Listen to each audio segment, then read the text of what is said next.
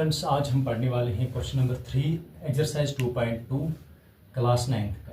Question number 3 क्या है? Verify whether the following are zeros of the polynomial indicate against them. मतलब आपको नीचे दिए गए हैं पॉलिनोमियल्स और इसके साइड में आपको दिया गया है कि मतलब x का वैल्यू या वेरिएबल का वैल्यू दिया गया है। आपको ये चेक करना है कि क्या ये जो वैल्यू दिया गया है ये इसका जीरो बनता है कि नहीं बनता है। तो जैसे कि मैंने इंट्रोडक्शन पार्ट में आपको समझाया कि जीरो ऑफ द पॉलिनोमियल क्या होता है, यहाँ पे थोड़ा मैं रिपीट करूंगा कि जीरो ऑफ द पॉलिनोमियल क्या होता है।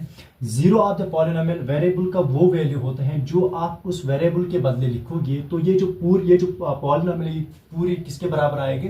जीरो के बराबर आएगी। तो उस वैल्यू को हम बोलेंगे क्या? Zero of the polynomial. मतलब ये जो यहाँ पे x इज इक्वल टू -1/3 दिया गया है, अगर आप x के बदले -1/3 लिखोगे इस पॉलिनोमियल में, अगर फिर ये जो पॉलिनोमियल ये जीरो के बराबर आया तो इसका मतलब क्या है? ये इसका क्या बन गया? Zero of the polynomial. अब हम चेक करेंगे क्या ये इस पॉलिनोमियल का ये जो -1/3 है ये इस पॉलिनोमियल का जीरो ऑफ द पॉलिनोमियल है या नहीं। देखेंगे p ऑफ x किसके बराबर हमें रखना है? x हमें बराबर रखना है -1/3। तो x के बदले हम लिखेंगे -1/3 इज इक्वल टू, यहाँ पे x 3 है तो 3 वापस लिखेंगे हम। x को किसके बराबर रखना है? -1/3, तो -1/3 प्लस यहाँ पे 1 आता है। तो इज इक्वल टू हम देखेंगे तो यहाँ पे ये मल्टीप्लिकेशन है, मल्टीप्लिकेशन में हम कैंसिल कर सकते हैं। तो ये कैंसिल हुआ, यहाँ क्या बचा इस टर्म में से? -1, यहाँ पे क्या है? +1।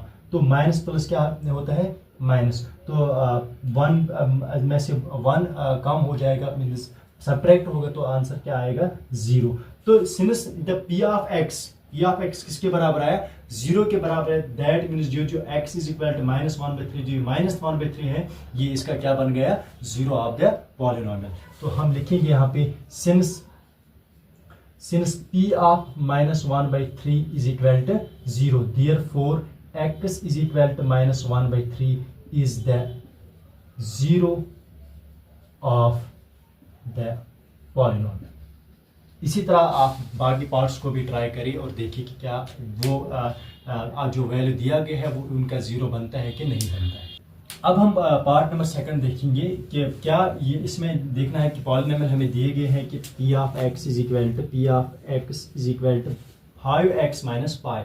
यहाँ पे क्या है? वैल्यू क्या दिया गया है कि x इज इक्वल टू 4/5। हमें ये 4/5 चेक करने ये इसका क्या? जीरो ऑफ द पॉलिनोमियल है। तो हम क्या करेंगे?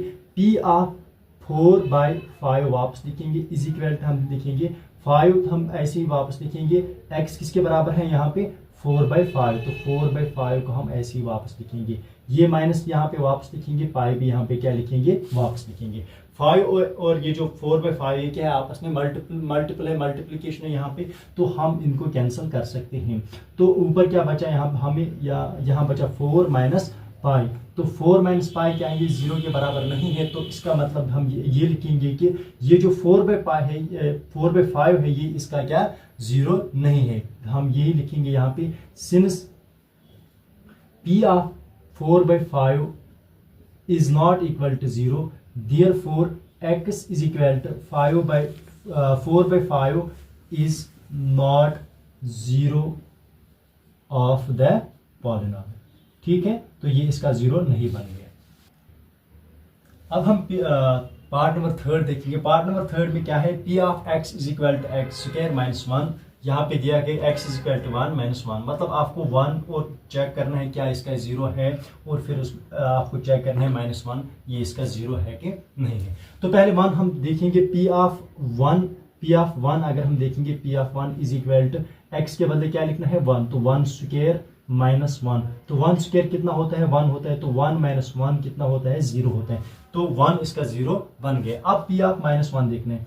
p of -1 is equal to कितना होता है? x² के बदले हम लिखेंगे -1² और ये -1 वापस, ये -1 वापस हम लिखेंगे ऐसे ही इज इक्वल टू 1² कितना होता है? -1² कितना होता है? 1 होता है। तो 1 - 1 इज इक्वल टू कितना होता है? 0। तो आप खुद यहाँ पे लिखिए कि यहाँ पे भी 0 आया, यहाँ पे भी 0 आया। तो p ऑफ ये जो x है किसके बराबर आया? 0 के बराबर आया। इस वैल्यू पे भी, इस वैल्यू पे भी, मीन्स कि ये जो दोनों वैल्यू है ये क्या है? इसका जीरो बनता है। आप लिखिए since P of 1, 1 is equal to 0. Therefore, x is equal to 1, minus 1 are the zeros of the polynomial. अब हम करेंगे पार्ट नंबर 7, लेकिन पार्ट नंबर 4, 5, 6 एंड 8 ये आप खुद करेंगे क्योंकि ये बहुत इजी है। आप नहीं आएगा तो आप कमेंट में बता दीजिए कि नहीं आएगा, तो फिर मैं दूसरे वीडियो में भी वो अपलोड करूंगी। ठीक है, पार्ट नंबर 7 में क्या है, आपको 3x² - 1 उधर से ही दिया गया है P of x, और x किसके बराबर दिया गया 1/√3, 2/√3। मतलब आपको ये भी चेक करना है कि ये इस पॉलिनोमियल का 0 है, और ये भी चेक करना है। तो चेक करते हैं P of x is equal to हमें दिया गया है 3x² - 1। x के बदले क्या लिखना है हमें, पहले 1/√3। तो P of x के बदले लिखेंगे 1/√3 इज इक्वल टू 3, वापस ऐसे ही। तो x² के बदले क्या लिखना है, x के बदले लिखना है 1/√3 का स्क्वायर, -1 ऐसे ही वापस लिखेंगे हम। तो इज इक्वल टू आएगा यहाँ पे, अगर हम देखेंगे 3 एज इट इज, तो 1 स्क्वायर कितना होता है, 1 होता है। ये मतलब स्क्वायर इसका भी है और इसका भी है, ऊपर लिखेंगे 1 का स्क्वायर तो 1 ही आता है। तो √3 का स्क्वायर क्या आएगा, √3 का स्क्वायर लिखेंगे हम ऐसे ही, तो -1 भी लिखेंगे फिलहाल ऐसे ही। इज इक्वल टू क्या आएगा, यहाँ पे 3 मल्टीप्लाइड बाई 1, स्क्वायर और रूट क्या होगा, कैंसिल होगा, तो नीचे क्या बचेगा 3 बचेगा, तो यहाँ पे क्या बचेगा -1। 3 एंड 3 क्या होगा, कैंसिल होगा, तो बचेगा क्या यहाँ पे 1 - 1 इज इक्वल टू किसके बराबर आएगा, 0 के बराबर। मीन्स कि ये जो 1/√3 ये क्या बन गया, 0 ऑफ द पॉलिनोमियल। अब इसको चेक करना है 2/√3 को। 2/√3 अगर हम लिखेंगे P of x किसके बराबर है हमें 3x² - 1 इज इक्वल टू 3। हम ऐसे ही वापस लिखेंगे, x के बदले क्या लिखना है P of 2/√3 हम यहाँ पे लिखेंगे पहले। तो x के बदले क्या लिखा है हमने 2/√3, तो इज इक्वल 3 ऐसे ही वापस लिखेंगे। x² के बदले क्या लिखेंगे हम 2/√3 का स्क्वायर, 3 का स्क्वायर, तो -1 as it is equal to आएगा ये भी 3। अब ये जो है स्क्वायर, ये इसका भी है इसका भी है, तो ऊपर 2 का स्क्वायर देंगे, तो 2 का स्क्वायर कितना होता है 2 2 आर 4, तो ऊपर आएगा 4 डिवाइड बाई यहाँ पे क्या आएगा √3 स्क्वायर, -1 ये वापस आएगा एज इट इज। यहाँ पे अगर हम देखेंगे स्क्वायर एंड रूट क्या होगा, कैंसिल होगा, तो बचेगा क्या यहाँ पे 3 × 4/3 -1, तो यहाँ पे 3 एंड 3 क्या होगा, कैंसिल होगा, इज इक्वल टू यहाँ पे क्या बचेगा 4 - 1, तो 4 - 1 कितना होता है 3 होता है। तो ये P of x जो है P of 2/√3 किसके बराबर आया, 3 के बराबर आया। मीन्स कि ये 0 के बराबर नहीं आएगा। दैट मीन्स कि आप ये लिखोगे since P of x is not equal to 0, therefore x is equal to 1/√3, 2/√3 is not the zeros of the polynomial। अब हम क्वेश्चन नंबर 4 देखेंगे, एक्सरसाइज 2.2 का ही।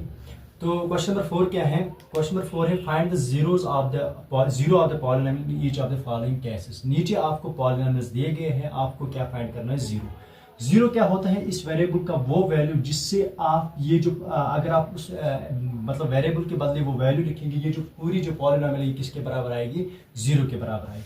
आपको क्या करना है, आपको अगर फाइंड करना है x +5 का या मतलब 0 फाइंड करना है, तो आप क्या करोगे P of x किसके बराबर दिएगा, आप ये डायरेक्ट P of x को किसके बराबर करोगे, 0 के बराबर, क्योंकि ये पूरी 0 के बराबर आनी चाहिए, तभी मैंने इसको क्या किसके बराबर किया, 0 के बराबर। अब देखो P of x किसके बराबर दिया गया है हमें उधर से x +5, तो P of x के बदले क्या लिखेंगे हम x +5 इज इक्वल टू क्या आएगा 0।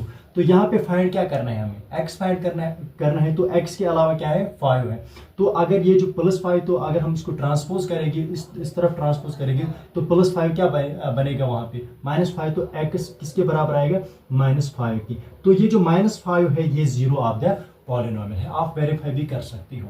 इसी तरह पार्ट नंबर 2 आप खुद करना, ये वो बहुत इजी है। तो पार्ट नंबर 3 में करूंगा। यहाँ पे पार्ट नंबर 3 क्या है, P of x, इसमें भी क्या हम करेंगे, हमें फाइंड 0 करना है, तो P of x किसके बराबर हम रखेंगे, 0 के बराबर, तो P of x किसके बराबर रखेंगे हम 0 के बराबर। अब P of x किसके बराबर दिया गया है उधर से हमें 2x +5, तो P of x के बदले क्या लिखेंगे हम 2x +5 is equal to 0। Find क्या करना है हमें x, तो यहाँ पे x के अलावा क्या है, एक तो 2 है और क्या है 5, तो पहले कौन ट्रांसपोज करेंगे हम, जो दूर होगा x से दूर कौन है 5 है तो पहले +5 को हम ट्रांसपोज करेंगे। यहाँ पे क्या आएगा 2x as it is equal to ये +5 तो ये क्या बनेगा यहाँ पे -5। तो अब क्या अलावा है, x के अलावा 2 है तो ये 2x के साथ क्या है मल्टीपल में है, तो ये मल्टीपल जब ट्रांसपोज हो जाता है तो क्या बनता है डिवाइड बनते हैं, तो x किसके बराबर आएगा -5 डिवाइड बाई 2। तो ये इसका क्या बन गया 0 ऑफ द पॉलिनोमियल। अब जो बाकी पार्ट है उनको आप खुद ट्राई करो। अब मैं ये 2 पार्ट्स करूंगा, बाकी पार्ट्स इजी है वो आप खुद करना। ये क्या है P of x is equal to ax, जहाँ पे दिया गया है x is not equal to 0। क्यों, अगर x 0 के बराबर होता तो ये P ऑफ x किसके बराबर होता, 0 के बराबर होता। अब हम क्वेश्चन नंबर 4 का जो ये part number 6 and part number 7 है ये करेंगे, बाकी आप खुद करना, वो मतलब बहुत इजी है, आपको आएंगे वो करने। पार्ट नंबर 6 में क्या है P of x is equal to ax, जहाँ पे दिया गया है कि a is not equal to 0। अगर a 0 के बराबर होता तो ये जो पॉलिनोमियल सारी किसके बराबर आती है, 0 के बराबर आती है। तो अब हमें क्या करना है, हमें फाइंड 0 ऑफ द पॉलिनोमियल मतलब फाइंड करना है। तो हम क्या करेंगे, ये P ऑफ x जो दिया गया है इसी को हम 0 के बराबर करेंगे। तो P ऑफ x किसके बराबर दिया गया है, हमें उधर से ax, तो P ऑफ x के बदले हम लिखेंगे ax इज इक्वल टू 0। अब फाइंड क्या करना है, यहाँ पे ये जो a है ये कांस्टेंट है, ये यहाँ पे वेरिएबल नहीं बल्कि कांस्टेंट है। तो हमें फाइंड क्या करना है, वेरिएबल x, तो x के अलावा क्या है a क्या है इसके साथ मल्टीपल है, तो x किसके बराबर आएगा, हमें x 0 बाई a, क्योंकि ये मल्टीपल है तो ये डिवाइड होगा, तो x किसके बराबर आया 0। मीन्स कि इस पॉलिनोमियल का जो 0 है वो किसके बराबर है, 0 के ही बराबर, 0 ऑफ द पॉलिनोमियल 0 है। अब पार्ट नंबर 7 को हम देखेंगे। पार्ट नंबर 7 क्या है, cx प्लस d, जहाँ पे c is not equal to 0। हमें इसमें भी हमें 0 ऑफ द पॉलिनोमियल फाइंड करना है, तो हम पहले ही P ऑफ x को किसके बराबर रखेंगे, 0 के ही बराबर रखेंगे।